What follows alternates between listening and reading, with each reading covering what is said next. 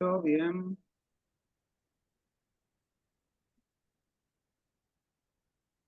Tengo 20 a 25 minutos, así que los vamos a aprovechar para, para transmitir esta idea. Bueno, el objetivo, como Marcelo comentara, es abordar la problemática de las provincias argentinas desde el punto de vista fiscal, ver aspectos estructurales y, por qué no, también algunos aspectos coyunturales y sobre todo los desafíos que tienen las provincias, eh, digamos, en los próximos años. La agenda entonces que tengo para proponerles es hablar sobre las disparidades regionales, estructura fiscal vertical, el reparto de recursos nacionales, algunos hechos estilizados propios de las finanzas de las provincias, y finalmente hablar de cuál sería la agenda. Por supuesto, es una agenda no cerrada, sino más bien disparadores para charlar acá con los presentes. Así que si me permiten, vamos a avanzar con este temario. El primer aspecto a señalar abordar es acerca de las disparidades regionales. Podríamos hablar mucho sobre este tema, pero simplemente quiero señalar algunos aspectos salientes. Para los que no conocen, eh, la realidad o las características de Argentina, cuenta con, o se divide en 44 jurisdicciones, de las cuales 6 provincias explican el 77% de todo el valor agregado consolidado. Estamos hablando de Buenos Aires, Córdoba, la ciudad autónoma de Buenos Aires, Mendoza, Santa Fe, podemos agregar Neuquén también. Otra característica es que es muy dispar la estructura económica entre cada una de las provincias. Por ejemplo, hay 6 veces de distancia entre la provincia o la jurisdicción más rica y la jurisdicción, digamos, relativamente más pobre, que es, en términos del PBG, la provincia de Misiones. Aún así, también tenemos que señalar de que las tasas de crecimiento de las provincias han sido muy dispares en los últimos años. Podemos tomar la serie de PBG que tiene publicada CEPAL, que la estamos usando mucho para analizarla, para estudiarla. Muestra que la provincia de Santiago del Estero creció a razón de 4% anual, casi el doble o prácticamente el doble de lo que ha sido el conjunto o el agregado de provincias. Entonces, el mensaje es que tenemos una Argentina muy dispar, con escalas de jurisdicciones muy diferentes y tasas de crecimiento diferentes, es decir, que evolucionan distinto en el tiempo. Este es un condicionante o nos pone, digamos, límites al momento de pensar la estructura fiscal de las provincias. Segundo punto a señalar acerca de la situación fiscal de las provincias, que es la estructura fiscal vertical, es decir, la relación entre los 3 niveles de gobierno. Lo que nos tenemos que preguntar acá es quién cobra qué y quién gasta y quién es el que gasta, ¿no? Entonces, tenemos acá 2 columnas apiladas. Este es las mediciones en términos del producto. Acá tenemos todo lo que recauda el gobierno nacional en términos del producto, que es 28,1 puntos, 8 puntos los recauda las provincias y 1,3 los municipios. Si lo comparamos con los gastos, vemos que mientras la nación recauda 28, gasta 23 puntos del producto. Las provincias, mientras recaudan 8 puntos del producto, gastan el 15. Los municipios, mientras recaudan 1,3, gastan 3,3. Entonces, ¿qué es lo que vemos? Un gran desequilibrio fiscal vertical. La nación recauda y es superavitaria en términos relativos, mientras que las responsabilidades de gasto se ven, digamos, concentradas principalmente en los gobiernos subnacionales, sin embargo, no está acompañado de recursos. Las implicancias directas de esto es que los gobiernos subnacionales son muy transferencia dependientes, el desequilibrio fiscal vertical estaría dando un condicionante al momento de pensar las finanzas provinciales. Si tienen la capacidad de recaudar 8 y tienen que gastar 15, eso se tiene que cerrar de alguna manera.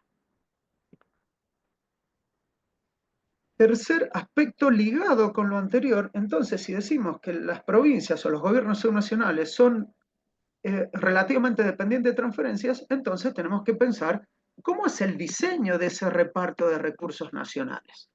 Y cuando hablamos de eso, estamos hablando en principio o principalmente del régimen de transferencias por coparticipación federal de impuestos.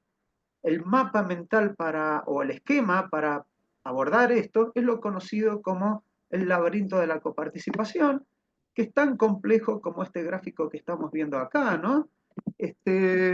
Cada hito cada cuadradito representa un impuesto con el criterio de distribución distinto y todos digamos, los conductos que se generan a través de eso y el destino que ello tiene. Es muy complejo de explicar, pero lo podemos resumir en esta tabla. Piensen lo siguiente, de 23 puntos que recauda el gobierno nacional, 5 puntos corresponden a aportes y contribuciones a la seguridad social, que es no coparticipable, directamente va a financiar la seguridad social, naturalmente. 2,4 corresponden a impuestos no coparticipables, y de los 23 hay 15 puntos que sí son coparticipables. Ahora bien, de estos 15 coparticipables, se detraen afectaciones por 2 puntos del producto y me queda neto a repartir 13 puntos del producto. De esos 13 puntos del producto, la nación dice me voy a quedar con casi 6 y le va a quedar a las provincias un neto de 7. En definitiva, y en el agregado final, de los 23 puntos de recaudación nacional, solo 7 fueron a las provincias, que equivalen más o menos al 32% de esos recursos. Esos 32% de recursos, que lo vemos en esta punta, hoy son 32%, pero si vemos la serie desde el año 88 en adelante, lo que vemos es una gran fluctuación del reparto de fondos. Esto ilustra que no es un criterio estático, sino que refleja pujas y tensiones entre nación y provincia, cambios constantes en los regímenes, etc. La ley 23.548 en el artículo 7 había establecido de que debía haber un umbral mínimo del 35% de los fondos a ser distribuidos. Sin embargo, estamos en el 32%. Y gran parte del periodo analizado está por debajo de ese umbral mínimo. Eso por el lado de la distribución primaria, si se quiere, pero por el lado de la distribución secundaria también tenemos algunos desafíos. La distribución se basa principalmente en coeficientes fijos, ¿no? En criterios objetivos de reparto, lo que eso lleva a algunas distorsiones. No vamos a entrar en detalle entre provincias, pero por ejemplo, si miramos la provincia de Buenos Aires, recibe el 21% de los recursos, pero tiene el 38% de la población, y tiene incluso una gran participación en otros déficits, como puede ser pobreza, NBI, etc. A pesar de que existe, o sin embargo, sin perjuicio de que existe el criterio de reparto por coparticipación federal de impuestos, también la nación transfiere a las provincias, o tal vez en pasado transfería a las provincias, desde el presupuesto otros fondos. Esto podemos llamarlo transferencias discrecionales, aunque no son tan discrecionales muchas de ellas, sino que se descansan en normas específicas. Pero bueno, simplemente quería contarles de que estas transferencias acá las estamos viendo desde el prisma, desde el punto de vista del gobierno nacional, cuánto pesan esas transferencias que daba la nación en su propio presupuesto, tanto en porcentaje del PIB como en participación porcentual. Básicamente, dos grandes números. Acá tenemos las transferencias Transferencias al sector público provincial, estamos hablando más o menos de un 1% del producto, muy fluctuante en el tiempo, tal vez con una tendencia decreciente, y lo cierto es que en 2024 esta nueva gestión lo que hizo es prácticamente eliminar esas transferencias discrecionales, prácticamente están a cero. Luego Marcelo Capello les va a comentar un poquito sobre eso. Si sumamos las transferencias nacionales por coparticipación, más las que se otorgaban por discrecionalmente a través del presupuesto nacional, nos da un reparto bastante dispar entre jurisdicciones. Eso lo medimos a través de lo que se conoce el residuo fiscal, es decir, cuánto aportó cada jurisdicción a la recaudación nacional y cuánto recibió por ese reparto. Vemos al final de cuentas de que son más o menos 5 provincias las que financian a todo el resto de jurisdicciones, ¿no? Lo cual eso genera pujas y tensiones y en un marco de una regla no tan clara con el mandato constitucional incumplido, esto genera pujas y tensiones para tratar de que cada provincia lleve agua para su propio molino. Bien, vamos ahora, dicho eso, como marco exógeno o estructura conceptual para las provincias, vamos a algunos hechos estilizados propios de las finanzas provinciales.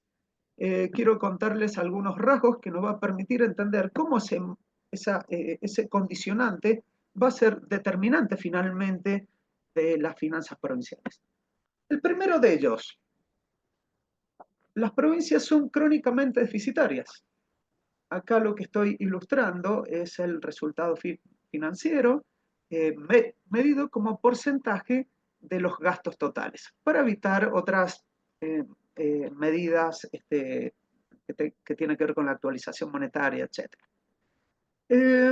Lo que vemos que prácticamente acá, en todo el periodo analizado, desde el año 83 hasta 2023, su último ejercicio cerrado, las provincias muestran una gran cantidad de años donde han sido deficitarias. De hecho, acá está el cero, ¿no? Y podemos ver que las provincias solo en años puntuales han sido superavitarias. Podemos hablar entre 2003 y 2007, podemos hablar en torno a 2010, un solo año, etcétera. Y puntualmente en el último año, en el último ejercicio, estamos hablando de un déficit del 1,6 puntos.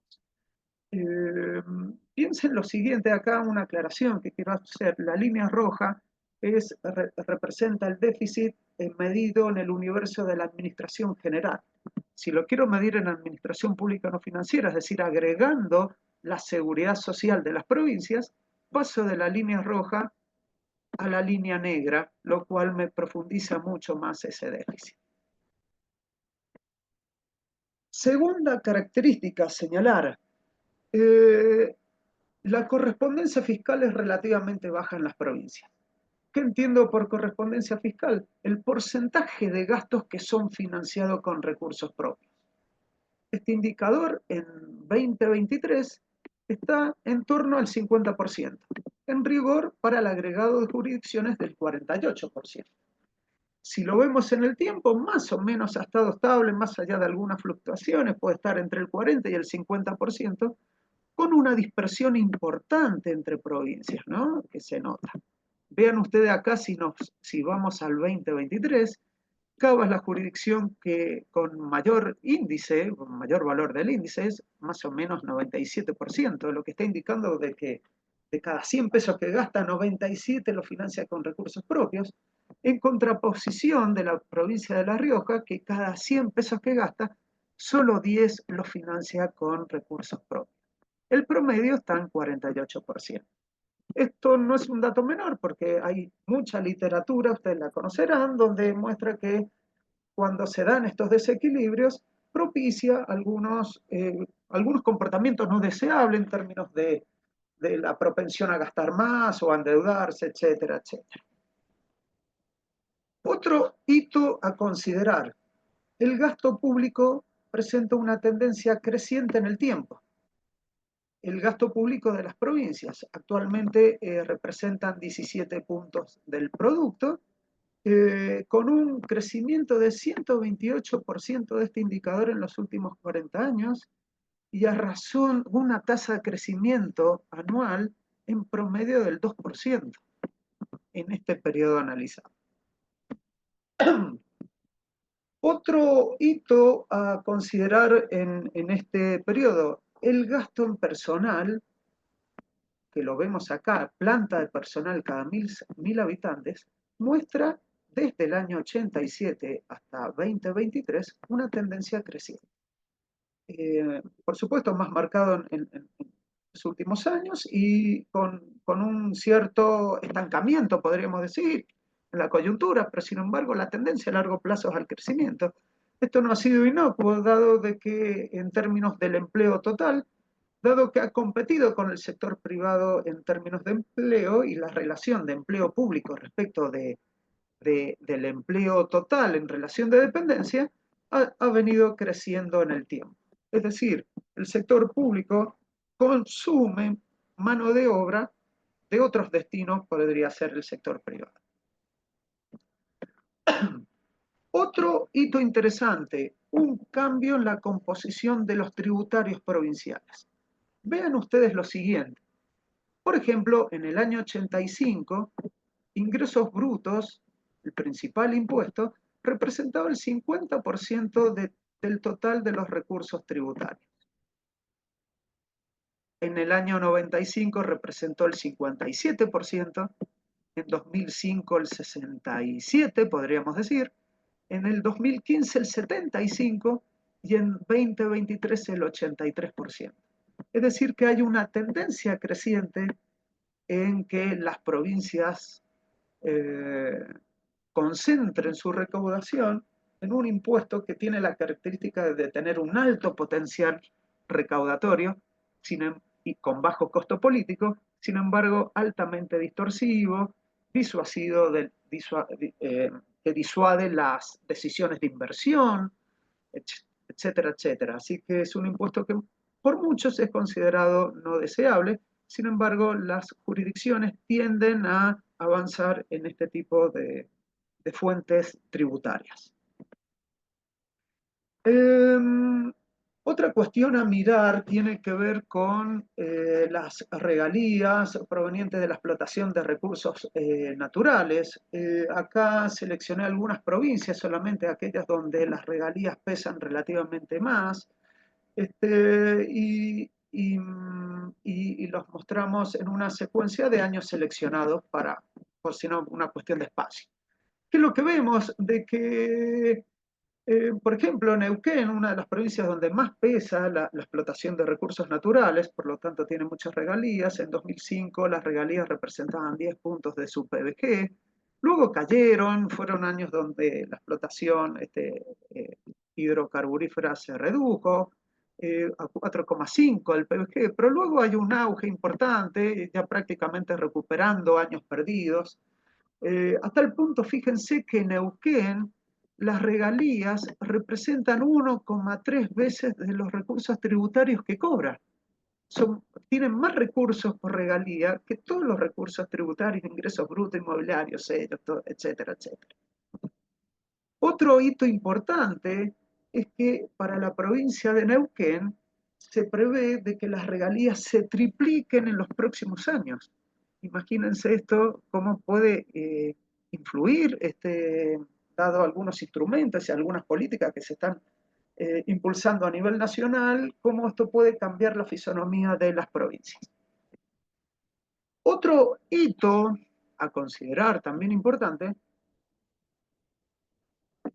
tiene que ver con los regímenes previsionales que aún conservan las provincias. Es decir, cajas previsionales que, que en general son deficitarias. Acá no muestro la situación de cada una de las provincias, sino muestro en el agregado. ¿Qué es lo que tengo acá? En porcentaje del PBI le muestro el déficit contributivo, que es simplemente las contribuciones a la seguridad social menos los gastos en prestaciones, para los últimos años. ¿Qué es lo que vemos? Que en el año 2016 el desequilibrio representaba 0,3 puntos del producto y estamos pasando a 0, a medio punto del producto de desequilibrio solamente de las cajas previsionales. Ese desequilibrio se cierra en parte con fondos que vienen del régimen de coparticipación federal de impuestos, con transferencias discrecionales que ya no van a estar más en 2024. Por lo tanto, les queda un déficit neto a cubrir por las provincias que lo tienen que poner de rentas generales de otro lado. Este, los estudios actuariales están mostrando de que esto puede ser bastante preocupante a futuro, toda vez de que los pasivos están creciendo a un ritmo a razón del 2,5% anual, mientras que los activos dependen de la política de ingreso a planta que tenga cada provincia, pero en general la población de las provincias está creciendo a razón del 1%, tal vez un poco menos incluso. Bien, otro rasgo característico de las finanzas provinciales es que si miramos la película, no la foto, vemos de que el gasto capital medido en porcentaje o la participación en el producto provincial muestra una tendencia decreciente. Cada vez se invierte menos en el agregado, ¿no? O relativamente menos, aunque fluctuante, ¿no? En términos de gasto de capital. Si miramos la inversión real directa en porcentaje del gasto o los presupuestos provinciales, también encontramos una tendencia decreciente. Fíjense cómo las líneas de las cajas que representan la media para cada año es cada vez más chica, ¿no? Por el lado de las deudas de las provincias, ¿qué podemos decir? Que no pareciera que fuera en el agregado un problema demasiado imperante en este momento. Pasamos de tener un pico en 2002, donde la deuda representó, bueno, la crisis, ¿no? 22 puntos del producto.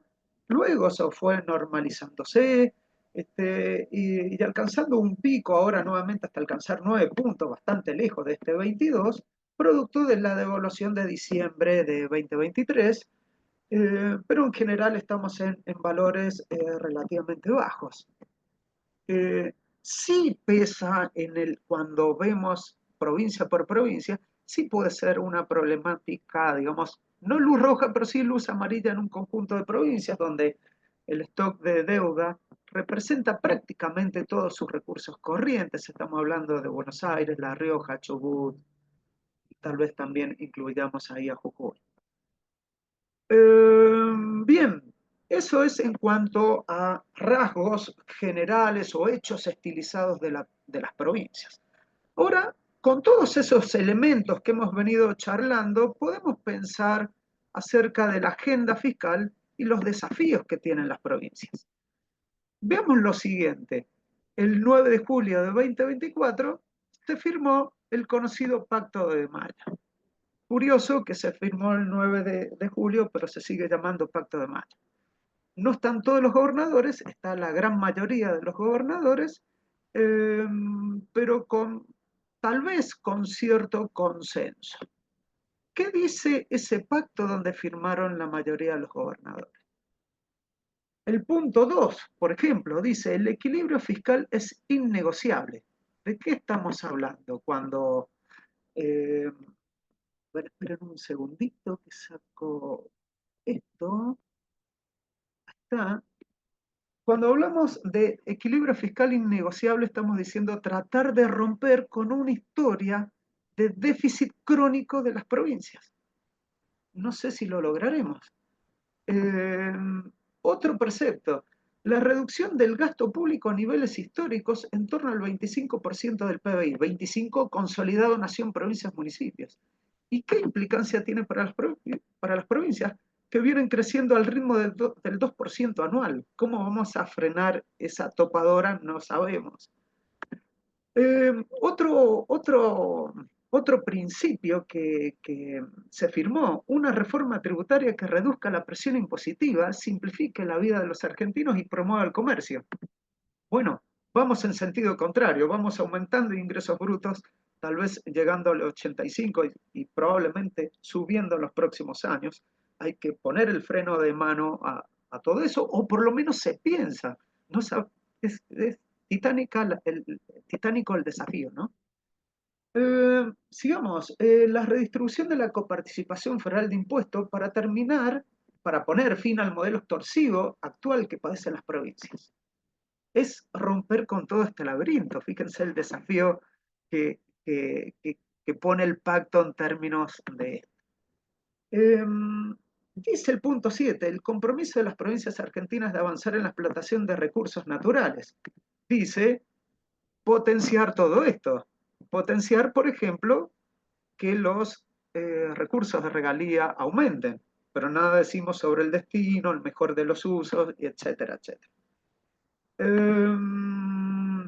Una reforma laboral moderna que promueva el trabajo formal. Bueno, eso sin lugar a dudas va a implicar también una redefinición de la política de personal que tiene cada una de las provincias, donde lo único que vemos es que ha venido creciendo históricamente. ¿Qué más? Una reforma previsional que le dé sustento al sistema y respete a quienes aportaron. Bueno, en parte va a suponer también atender a este desequilibrio previsional que tienen las cajas provinciales eh, y que hemos estado comentando recién. En fin, y luego la apertura al comercio internacional, etcétera, etcétera, que también de alguna manera puede implicar algún impacto en las provincias. Pero bueno, lo cierto es que esta presentación lo que buscaba es eh, repasar un poco las características más salientes de las provincias argentinas en materia fiscal y conectarlo inmediatamente con esta agenda, con este desafío, y queda abierto a la reflexión de todos los oyentes y de futuros investigadores, ¿cómo se puede lograr este pacto? ¿O será uno de los tantos pactos que se han venido firmando todos los años y con poca tasa de éxito? En fin, bueno, sin más, les agradezco la oportunidad de presentar estas ideas. Muchas gracias.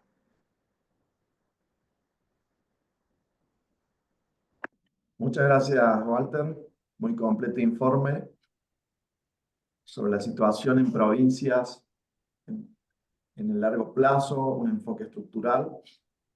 Y ahora yo voy a mostrar, antes de dar lugar a las preguntas de la audiencia, 5 minutos de la situación de este año en las provincias. Tengo algún PowerPoint, lo vamos a hacer muy rápido. Este año hubo un gran ajuste fiscal a nivel nacional, que derivó también en un ajuste en las provincias. Walter ya explicó el tipo de transferencias a provincias que existen en Argentina. Yo acá las voy a clasificar entre automáticas y discrecionales, donde el 88% del dinero que va a provincias va en forma automática, 12% en forma discrecional, aunque hay fondos más discrecionales que otros. Automático quiere decir que hay una ley que determina que algún impuesto o un porcentaje de ese impuesto se distribuye entre nación y provincias con ciertos porcentajes y a su vez entre provincias también con sus porcentajes. Todo está reglamentado por la ley. Lo discrecional se va incorporando al presupuesto cada año y hay en algunas de esas transferencias cierto grado de discrecionalidad por parte de los funcionarios nacionales. Las automáticas se dividen en transferencias de coparticipación o participación de impuestos y regímenes especiales de participación. Si vemos sobre el 100% de las transferencias, la coparticipación es el 80% del total. Los regímenes especiales, un 8%. Los regímenes especiales, un 8%. Y dentro de las discrecionales, que son un 12% del total, 9% son transferencias corrientes, 3% de capital. La coparticipación de impuestos es de libre disponibilidad. El dinero se usa para lo que quieran los funcionarios provinciales. No hay asignaciones específicas. Y suman el 84% del total. Y las condicionadas a fines específicos son un 16% del total, que a su vez pueden ser compensatorias o no compensatorias, no tenemos el número, pero la gran mayoría son no compensatorias, es decir, que no se le exige a la provincia que recibe el dinero que también aporte para financiar algún fin específico. Bueno, este año ha habido un gran recorte en las transferencias nacionales que se denominan discrecionales, o sea, sobre este 12% que está acá, tanto en las corrientes como en las de capital. Por eso ahora mostramos ese ajuste. Las transferencias corrientes, discrecionales corrientes, que también las explicó Walter, hasta noviembre de este año, o sea, enero a noviembre, caen un 68, casi 69% en términos reales, corregidas por inflación, casi 69% de disminución. Y las transferencias discrecionales de capital, básicamente para obras públicas, caen un 95%, o sea, prácticamente desaparecen.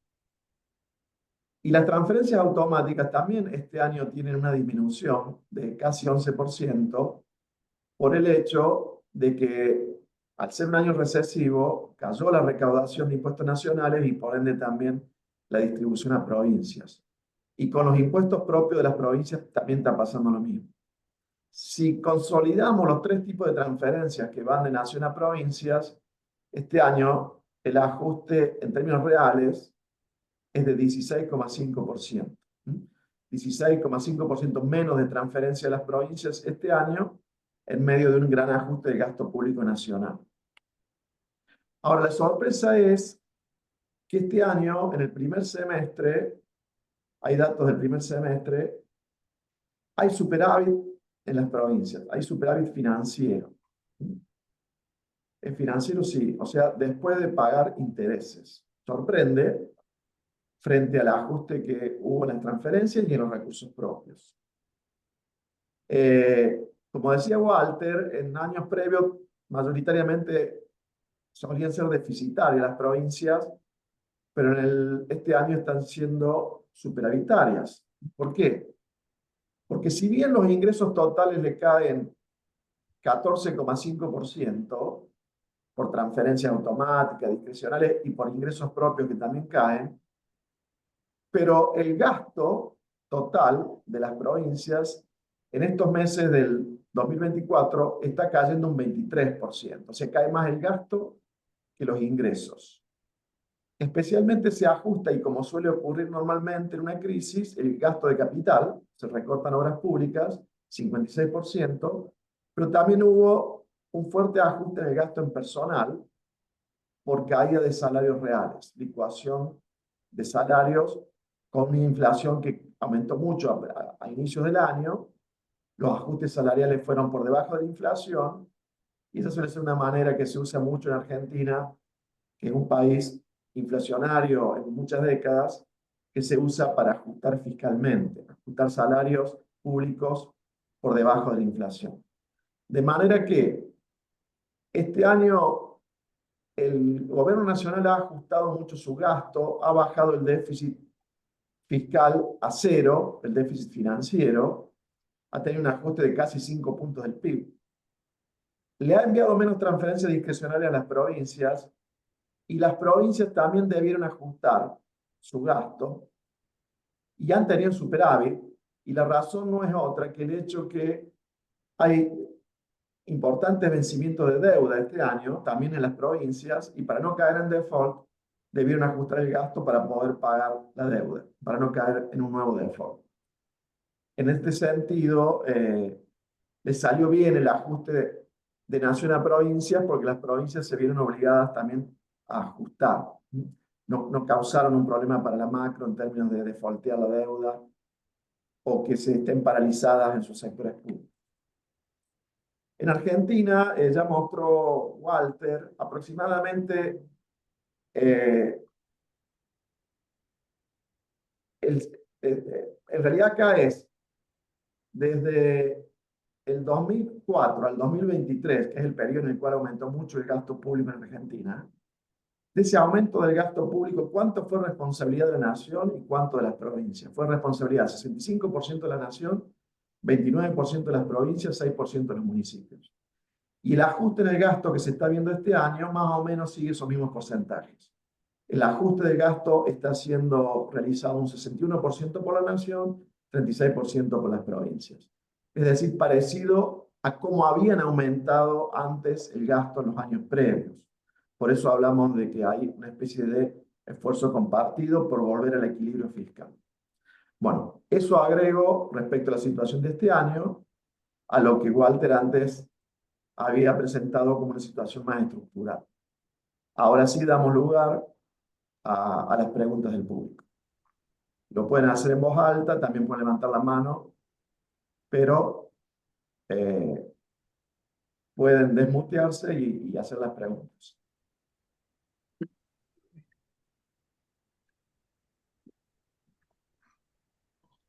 Bueno, ahí Nicolás Guadalupe Zúñiga. Sí, Gracias. muchas gracias, Walter, por darme el uso de la voz. Y y Marcelo, perdón, por darme el uso de la voz y la exposición de Walter. Aquí me llama la atención de los 10 puntos que presentó ahí en ese pacto que hicieron, en esa ciudad que comentaba. El número 6, el número 6 que habla sobre volver a discutir la coparticipación de impuestos, cómo distribuirla. No sé cuánto tiempo hace que no se discute, cuántos años esto. En México, la última Convención Nacional Hacendaria se hizo hace 20 años, en 2004. Entonces, me gustaría conocer eh, la opinión de Walter sobre esto. Y Marcelo, me llama la atención que de las transferencias, el 12% son de libre aplicación, lo que aquí en México le llamamos transferencias no condicionadas o participaciones federales. Y el 88%, pues que van ahí, van etiquetadas, como lo señalabas. Veo que a diferencia del caso mexicano, aquí en México, prácticamente el 55% de las transferencias van condicionadas y el 45% van de libre aplicación. Entonces veo yo que hay un mayor control de cómo se ejerce el gasto en Argentina que el caso mexicano. Entonces ese comentario quisiera de ti, Marcelo, también. Adelante. Gracias y muy clara exposición. Sí, ahí Muchas déjame, Walter, gracias. primero, déjame Sí, contestar la de esta que quedó más fresquita, porque me parece que leyó mal Nicolás. No puedo pasar ahora. Los números no son así, Nicolás. Lo de libre disponibilidad es el 84% del total y las condicionadas el 16%. O sea que el uso de libre disponibilidad por parte de las provincias, de las transferencias que reciben de la nación, es mucho mayor en Argentina que en México. 84% libre disponibilidad, 16% condicionadas. O sea que lo etiquetado, como dijiste vos, es solo 16%. Esa aclaración. Ahora, Walter, por favor. Perdón, sí, entonces es mucho más light en Argentina. Sí, Sí, me equivoqué, perdón. Sí, gracias. quizás eso puede ser una crítica al sistema. Hay posiciones encontradas, ¿no? Pero bueno, dejemos a Walter que responda su parte. bien. No, antes, no sé, Marcelo, vos como moderador, no sé si antes, porque Juan Pablo levantó la mano, no sé si juntamos todas las opiniones y después respondo, o como vos digas. Vamos de una en una para así no nos Perfecto. olvidamos. Bien. Bueno, gracias por tus consideraciones, Nicolás. El tema de la coparticipación federal de impuestos en Argentina es muy importante, dado el desequilibrio fiscal que quise presentar al inicio de la presentación. Es decir, hay un cóctel explosivo dado porque tenemos una marcada disparidad regional, provincias muy heterogéneas en cuanto a las necesidades y en cuanto a las capacidades fiscales, eso por un lado, y por otro lado, tenemos también un desequilibrio fiscal en cuanto a las potestades que se reserva a la nación en materia de recaudación y qué le delega a las provincias en materia de gasto. Entonces, esas dos cosas hacen de que las provincias dependan mucho de las transferencias por coparticipación. Ahora bien, dicho eso, nosotros deberíamos y necesitamos una regla clara de transferencia. Sin embargo, la Constitución Nacional, en su última modificación, año 1994, puso en una cláusula transitoria que decía, que establecía 2 años de margen para que se redacte un nuevo régimen de coparticipación. Es decir, como límite máximo el año 1996. Sin embargo, ya estamos en 2024 y aún no tenemos un régimen de coparticipación, una ley, convenio de coparticipación que integre todo eso. ¿Cuál es el lado malo de no contar con esa ley? De que en lugar de una sola ley tenemos muchas leyes. O sea, tenemos cláusulas, tenemos pactos fiscales, tenemos acuerdos transitorios en un año. Por ejemplo, pactos como el señalado, como el que comenté del Pacto de Mayo. Anteriormente hubieron otros pactos fiscales, si no me equivoco, bueno, tenemos por nombrar los recientes, el de 2017, el de 2019, el de 2020, y son pactos que se van pisando entre sí, dejando sin efecto al anterior y todo eso, ¿no? Entonces, y producto de eso, el reparto de fondos termina siendo bastante fluctuante en el tiempo. Eh, Así que sí, nos debemos una ley de coparticipación, llevamos muchos años incumpliendo el mandato constitucional y no es menor en términos de las finanzas provinciales. Sumado, agrego este último comentario y listo. La realidad nos lleva puestos en algún sentido. Las provincias son muy dinámicas, tenemos algunas provincias que crecen muchísimo, por ejemplo, los datos están ilustrando que Santiago del Estero sea una de ellas. Probablemente ahora, si se verifica un boom de recursos naturales, va a potenciar algunas otras y generar desbalances territoriales muy marcados, y vamos a necesitar mecanismos de compensación, probablemente a través de transferencias, y eso va a ser más necesario aún discutir un diseño. Bien, lo dejo ahí para no decir más y no haber respondido a la pregunta. Gracias. Gracias, Walter y Nicolás. Y tenemos preguntas de Juan Pablo y después de Javier. Hola, bueno, felicitaciones a Walter y a Marcelo. La verdad que muy buenas las dos, muy complementarias. Muchísimas gracias. Siempre es bueno. Y aparte un tema tan necesario y tan actual. Primero un comentario casi semántico, pero que no deja de llamarme la atención. En las dos presentaciones hablaron de transferencias automáticas y discrecionales. Y después aclararon que no eran discrecionales, porque son no automáticas. O sea, hay una cuestión de... En la literatura de federalismo fiscal, hablar de discrecionalidad tiene una carga peyorativa, que yo realmente y no sé por qué, digo, si ustedes saben que es no automática y no discrecional, directamente no ponemos título no automática. Digo. Creo que le estamos poniendo una carga de cosas, qué sé yo, el FONID. O sea, ustedes saben que muchas de esas transferencias son no automáticas, no discrecionales. Digo. Entonces, es un primer punto, que por ahí le da una carga que no tendría, que no debiera tener en el análisis. Después hay un punto que vos hiciste énfasis, Walter, pero que claro, la política, el federalismo fiscal es muy difícil comparar situaciones. Pero vos dijiste bastante que había un gran desequilibrio vertical entre nación y provincias. la verdad es que si uno mira los números consolidados de provincias contra la nación, la Argentina no hay una disparidad, un desequilibrio vertical tan alto.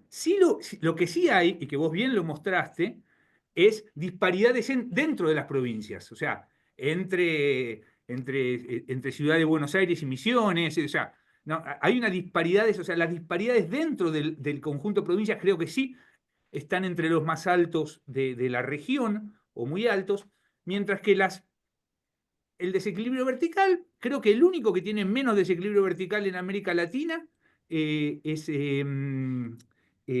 Brasil, ¿no? El único que tiene más equilibrio, o sea, que tiene más equilibrio. El resto, la verdad, bueno, Nicolás nos podrá hablar, digo, o sea, México, países federales que tienen un desequilibrio vertical muchísimo más alto. Entonces, creo yo que digo para ponerlo en contexto. Después, y bueno, ahí hay un punto, ¿no? Vos bien lo dijiste, yo creo que una de quizás una de las características más importantes de la situación del federalismo fiscal en la Argentina son las disparidades territoriales, que son, vuelvo a decir, a nivel muy altos a nivel de la región. Y ahí paso a la agenda, ¿no? A tu presentación del Pacto de Mayo, ¿no? Y que me pareció muy, muy oportuno. Y si uno revisa todos los puntos que vos marcaste, todos amplían las disparidades. No hay ninguno, a no ser que le pongamos una esperanza a que cuando discutamos coparticipación, que yo, digo, una aclaración sobre esto. Este pacto, yo creo que he estado, creo que soy, que he sido testigo de todos los pactos fiscales desde el 99 para acá. Este es el más vago de todos. O sea, no hay nada, o sea, no dice, le falta detalle, falta camino, falta trabajo, o sea, nada, no. Acá es declamativo, digo, y con muy poco trabajo anterior y muy poco trabajo posterior, digo. Entonces, eh, eh, yo creo que eso creo que es una gran dificultad, digo, o sea, pensar cómo vamos a pensar, ¿no? Dentro de estas altas disparidades, cómo vamos a atenderlas, digo, y no me parece, y me cuesta verlo en la agenda actual, ¿no? Eso, digo. Que vos bien la reflejaste, ¿eh? No, es hablando de la realidad.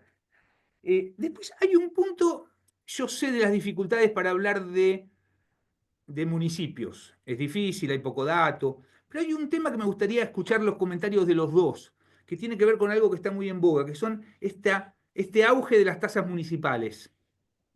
Hay un auge de las tasas municipales muy criticado, que está puesto en la tapa de los diarios, o sea, que genera mucho conflicto. Eh, Me gustaría que ustedes me comenten.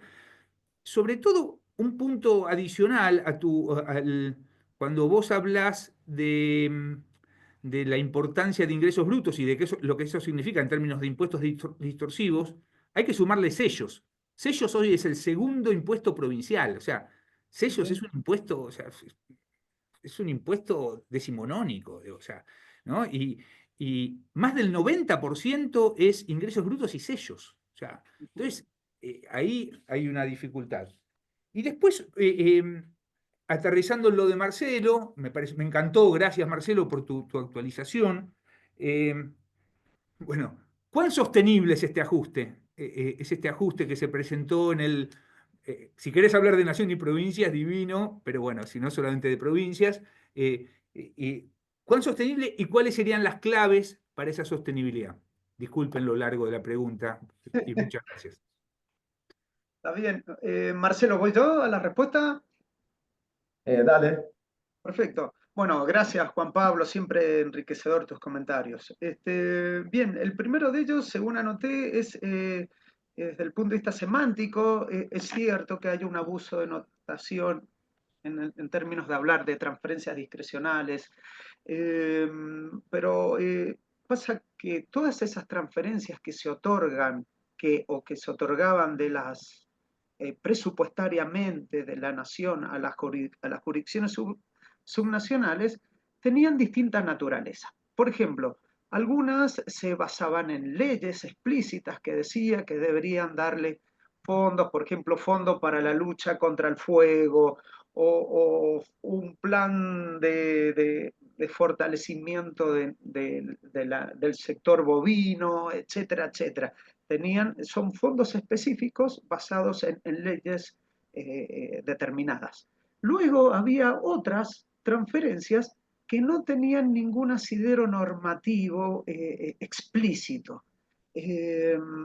Por ejemplo, transferencias que pueden ser los propios asistencias o aportes del Tesoro Nacional, los conocidos como ATN, si bien están en el reparto, están contemplados en el laberinto, no así en su distribución, digamos, directa a cada una de las provincias. Entonces, es cierto de que si uno tuviera que poner un nombre a eso, tendría que ponerle un título muy largo.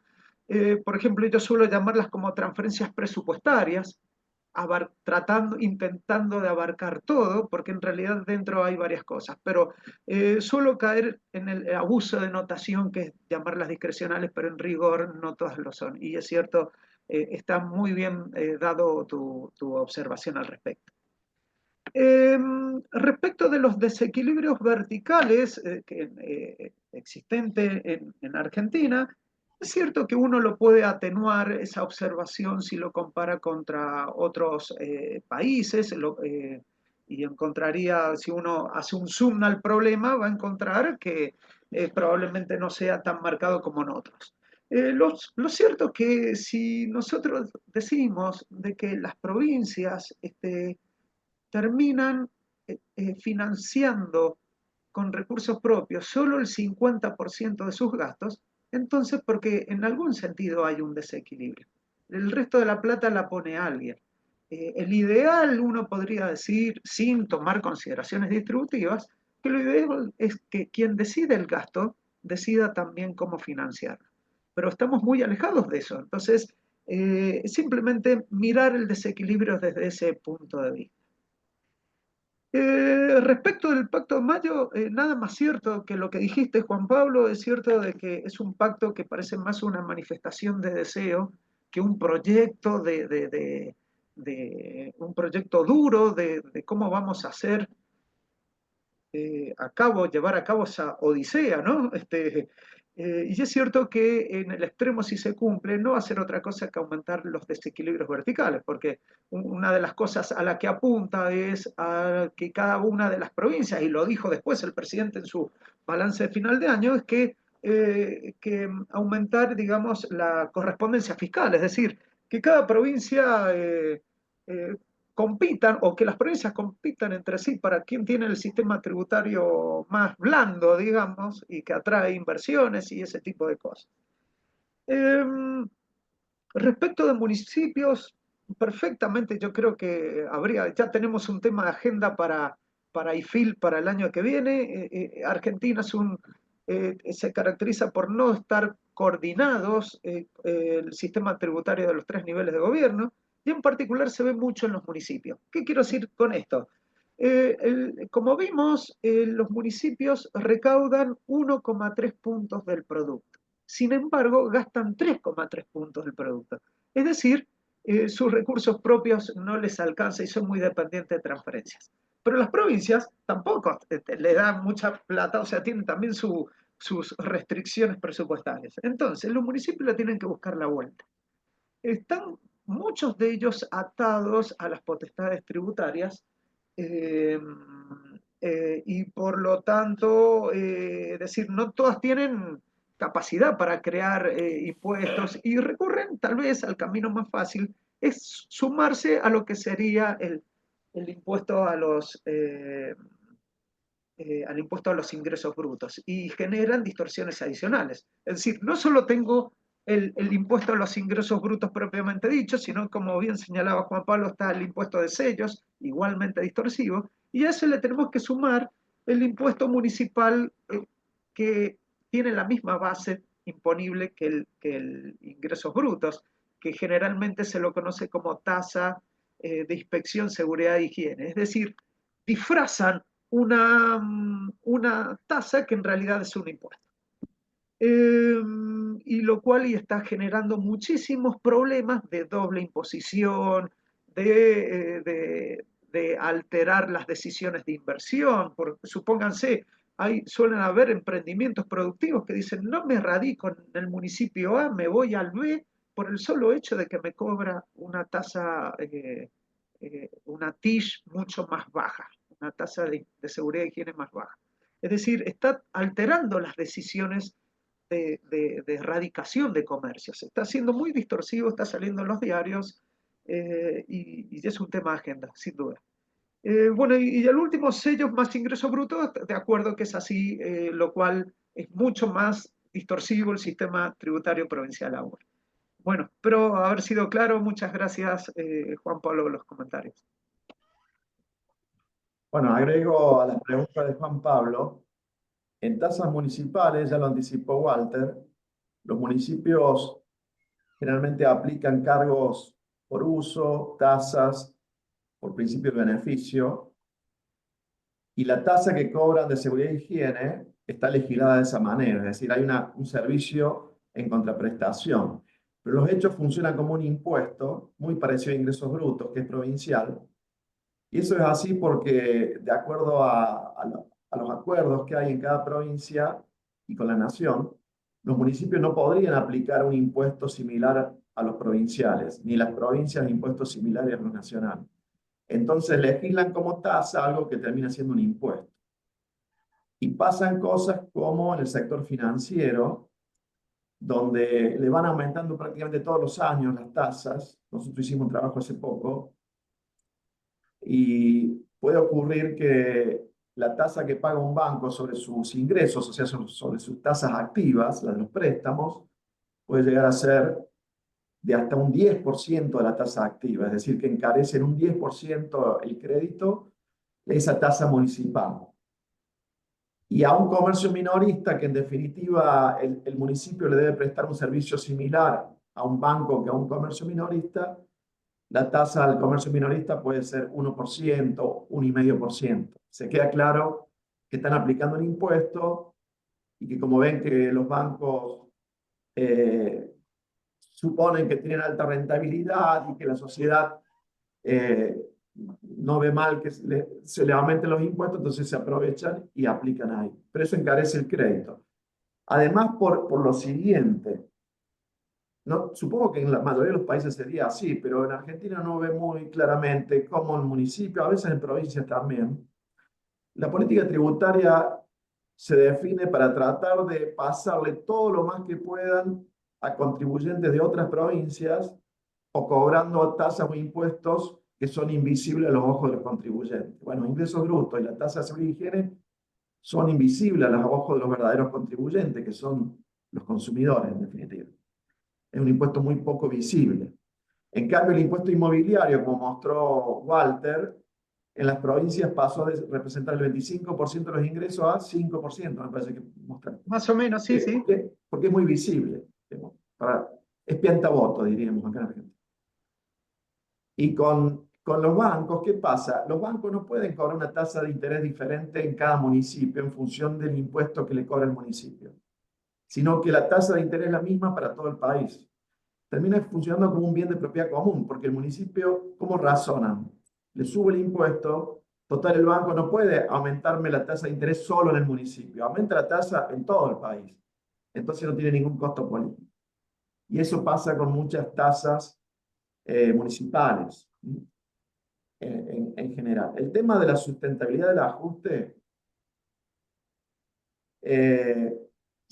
yo creo que es más problemático a nivel nacional que provincial, porque el gobierno nacional prácticamente llevó a cero, por ejemplo, el gasto de capital, la obra pública, lo cual no es sostenible por varios años, prácticamente no ejecutar gasto de capital. Y ya tienen y van a tener conflicto con algunos recortes, como por ejemplo no enviarle más dinero a las provincias para sus cajas de jubilaciones, porque eso genera juicios que terminan en la Corte Suprema. Ahora, a nivel de provincias, el recorte más fuerte fue en gasto de capital, pero no es que lo llevaron a cero prácticamente como la nación. Si mal no recuerdo, recortaron un 50-60%, mostré recién, y el gasto en personal un 20%, o sea, licuación de salarios. Esto le puede sonar raro a la gente que está escuchando que es de otros países, pero ocurre que en Argentina el empleo público creció muchísimo en las últimas décadas. Algo así como 50% en 20 años, muy por arriba de la población. O sea, ahora hay mucho empleo público y lo que se puede ajustar en el corto plazo es el salario real del empleo público, más que la cantidad de empleados. Entonces, yo no sé si es sostenible, pero creo que era necesario ese ajuste, porque ambos niveles de gobierno me parece bien que vayan al equilibrio fiscal. Después habría que ver si el primario o el financiero, hay una discusión con los intereses en Argentina, pero conociendo la historia de Argentina es necesario el equilibrio fiscal.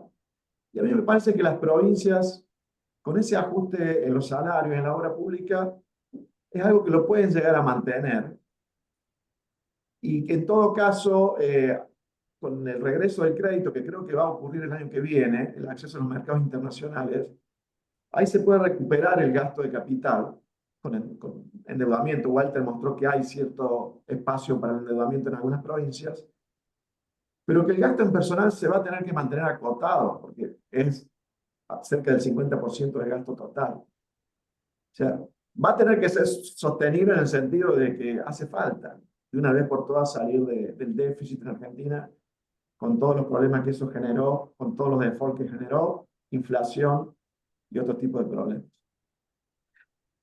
Bueno, Javier Suárez Pandielo pregunta y yo creo que cierre también. Ah, bueno, pero te tenemos que contestar. Casi la pregunta voy a obviarla, porque era una pregunta fruto de mi ignorancia y con las últimas, digamos que con la intervención de Juan Pablo y las respuestas que habéis dado prácticamente, pues me he quedado prácticamente bien, vamos, ya quiero decir, ya me ha satisfecho la curiosidad. No, básicamente el tema iba porque uno esperaría que de un presidente como el que tenéis ahora incitara precisamente la competencia fiscal entre administraciones, ¿no? O sea, que fuera un poco a la vía Brennan-Buchanan esto de ir más hacia la corresponsabilidad fiscal, darle más potestades a los gobiernos territoriales para, digamos, centrales, para fijar sus propias tarifas y obtener recursos en el sentido de que cada palo aguante su vela, ¿no? El que quiera gastar que se lo busque por su digamos, pidiéndoselo directamente a los ciudadanos y no pidiéndoselo a la nación. Y en ese sentido, pues iniciar un proceso de competencia fiscal a la baja que tendería a reducir digamos, el tamaño del sector público en última instancia, ¿no? Lo que acaba de decir Marcelo en relación con la importancia o el peso del empleo público, pues conspira un poco contra esto, porque claro, a nadie se le ocurre empezar a despedir empleados públicos a tutiplén, ¿no? Por lo tanto, parece dificultoso ese asunto, ¿no?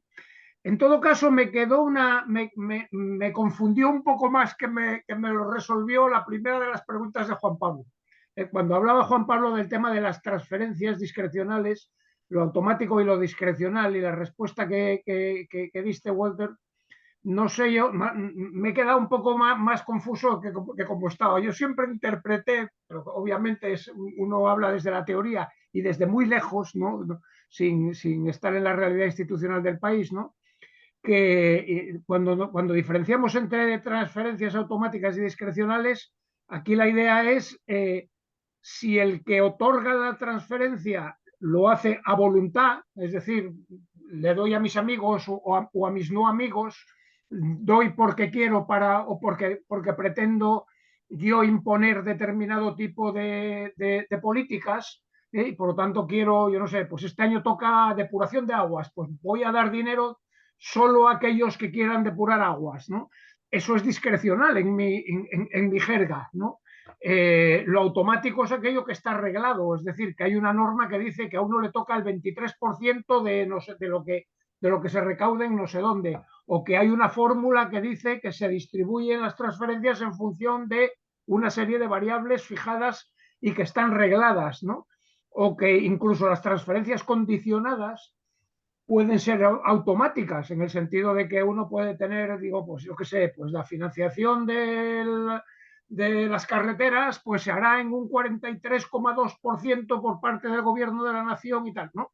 Yo entiendo que eso es automático cuando hay una regla, ¿no? Y lo contrario es discrecional. Yo no veo, lo que no entendí muy bien es ese punto intermedio en el que o sea, el punto de Juan Pablo decir es que lo discrecional suena raro. Digo, bueno, suena raro, no sé, suena como es, ¿no? Lo discrecional es que el que concede la transferencia decide el destino de la transferencia o decide incluso la cuantía de la transferencia, no está sujeto a una regla. ¿Estoy equivocado o no? Esa es mi cuestión, ¿no? No, yo voy a dar algunos ejemplos dentro de lo que se consideran transferencias discrecionales o no automáticas, como decía Juan Pablo. Por ejemplo, la ley de coparticipación, que la ley la tratamos como automática, pero en la ley incluye un artículo que dice que el 1% de la coparticipación va al Fondo de Aportes del Tesoro Nacional. Y ese dinero después se reparte entre provincias, pero ese reparto termina siendo totalmente discrecional. Como decía Javier, le doy al que quiero, al amigo, al que necesito que me vote una ley en el Congreso. O sea, Sin embargo, se sustenta en una norma. Entonces, en algún sentido es un híbrido. Está contemplado la norma, pero el reparto es discrecional. así es. Después tenés un fondo que se llama de asistencia, o tenías, de asistencia financiera a provincias, que se reparte, como dice Javier, a los amigos, discrecional totalmente. Luego, creo que fue en el año 2020 o 22, el presidente de la Nación, Alberto Fernández, por decreto creó un fondo especial para la provincia de Buenos Aires, solo para la provincia de Buenos Aires, fondo FFF, Fondo de Financiamiento Fiscal, creo, de la provincia de Buenos Aires, Fortalecimiento fiscal. fortalecimiento, que quizás Buenos Aires lo merecía por cuestiones que el mismo Walter mencionó, pero lo hizo discrecionalmente, un decreto, y todo ese dinero iba a la provincia de Buenos Aires. Yo creo que ahí no queda, hay un decreto de por medio, pero creo que no hay duda de que todo eso es muy discrecional. Ahora, luego está el déficit de las cajas de jubilación de las provincias, donde la Nación en algún momento por un pacto aceptó financiar esos déficits, pero para financiarlos tiene que haber un convenio con cada una de ellas, firmar un acuerdo Nación-Provincia con cada una de ellas. El gobierno nacional debe auditar las cuentas de las cajas provinciales y si se aprueba esa auditoría, le envía el dinero. Bueno, eso, el hecho de que exista un convenio ya no lo hace tan discrecional, pero de hecho muchas veces no se ha enviado el dinero, pero genera juicios. Creo que eso está en un punto intermedio entre automático y discrecional.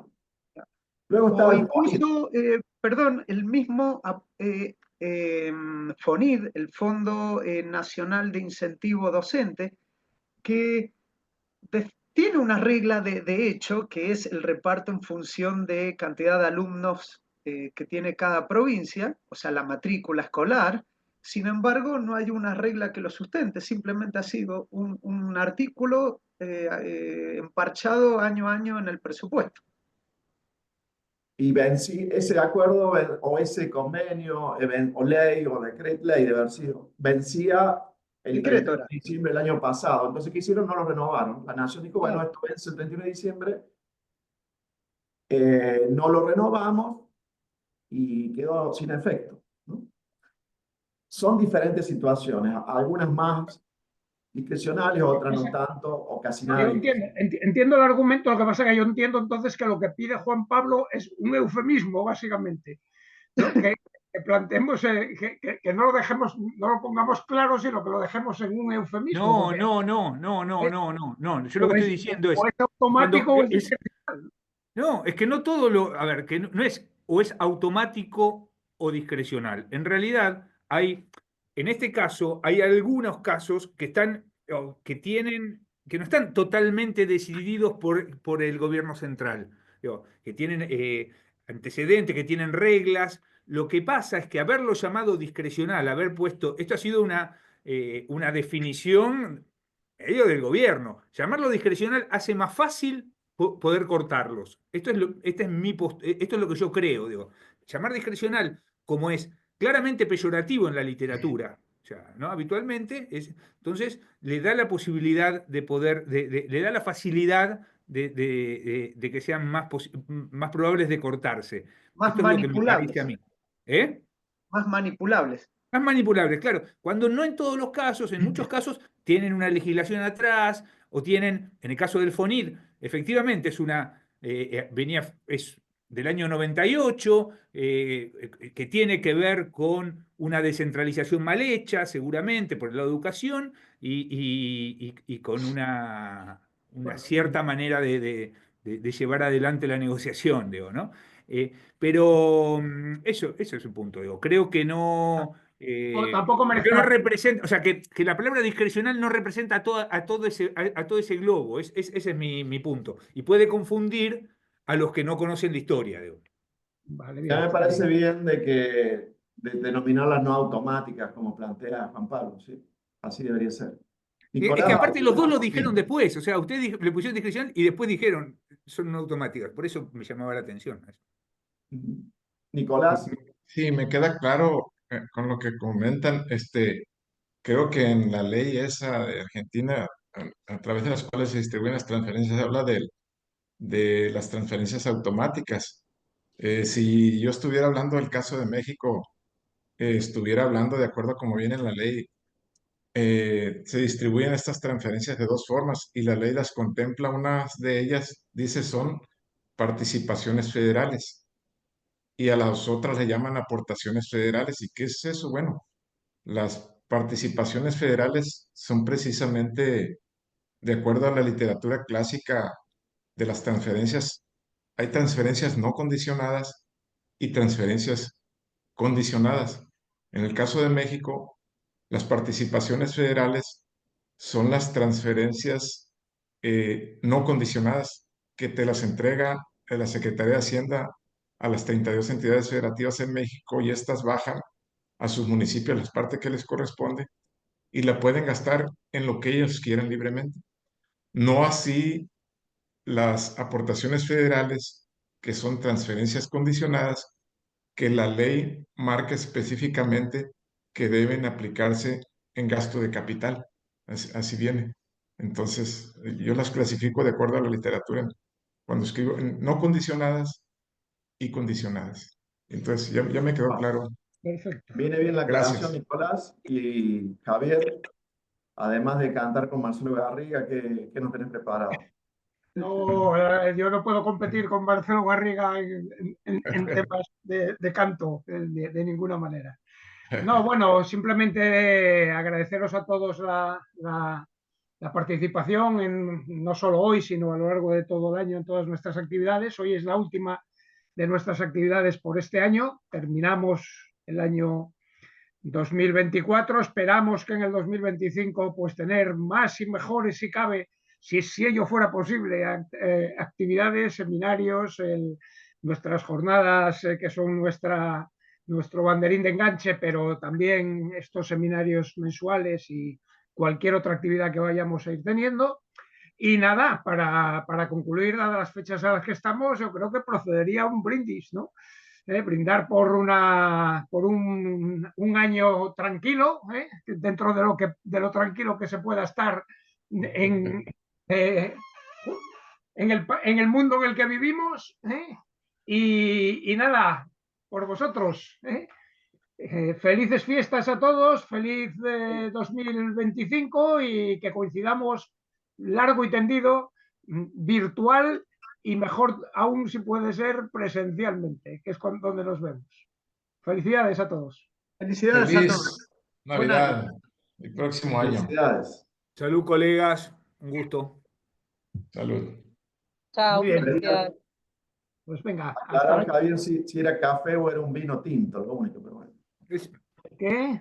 Si era café o un vino tinto, el brindis.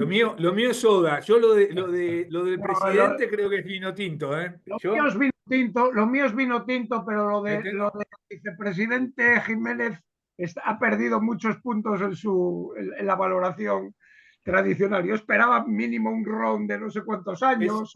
Es el mediodía acá. Tengo una reunión ahora en un rato. ¿Cómo era En lo la de tarde-noche voy a agarrar un tequila. Muy bien. Aquí en México. eso? Tenemos que ir por México a ver esas cosas. Hace tiempo que no vamos a México, es cierto. Yo Son creo que bienvenidos, ya saben. el año que viene vamos a hacer algo en México seguro.